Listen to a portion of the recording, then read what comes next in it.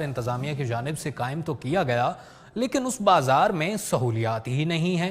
یہ کیسا سہولت بازار ہے جس میں سہولیات ہی میسر نہیں ہیں؟ یہ کس طرح کی سہولیات کی توقع کی جا رہی تھی اور کیا سہولیات انتظامیہ کی جانب سے وہاں پر مہیا کی گئی ہیں؟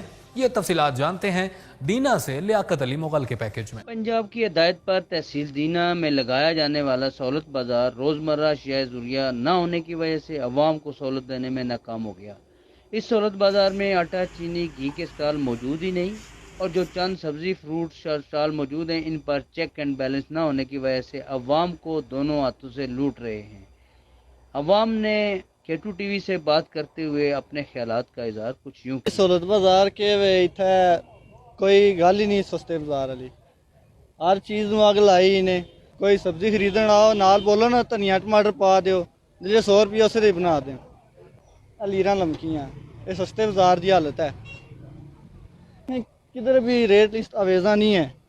انتظامیہ سے یہی گزارش ہے کہ پلیز صحیح طرح سے چیک کریں بازار کو، ڈیلی چیک کریں ریٹ لسٹ۔ بازار تو لگایا ہے لیکن اس میں حساب سے اس کو چلنا چاہیے، اس حساب سے ہی چل نہیں رہا ہے۔ اس میں ریٹ زیادہ ہیں، ہر چیز یہاں پر مہنگی ملتی ہے، مہنگے داموں ملتی ہے۔ سہولت بازار میں بیٹھے ٹھیہ بانو نے انتظامیہ سے شکوہ کرتے ہوئے سہولت بازار اگر لگا ہوا ہے، اساں پہلے جڑے ایسی صاحب سن انہوں نے بھی کیا سی، ٹھیک ہے، بقایا جڑے ساڈے پولٹری دے صدر انہوں نے بھی کیا سی، لیکن کسے بندے ساڈے نال تعاون نہیں کیتا۔ جڑے دینے دے ہیں سپلائر وغیرہ، ٹھیک ہے، انہاں نال گل بات کرن یا پر تعاون کراؤ سرکار۔ اسی مجبور اسی تے چاہنے عوام نو سستا ملے۔ حکومت نے تو عوام کے لیے سہولت بازار لگا دیا لیکن مقامی انتظامیہ عوام کو سہولت دینے کی ذمہ داری پوری نہیں کر رہے۔ حکومت کی طرف سے قائم کردہ سہولت بازار عوام کو سہولت دینے میں ناکام نظر آ رہا ہے اور یہاں پہ لگے شامیانے حکومت اور انتظامیہ کی ناکامی کا منہ بولتا ثبوت ہے۔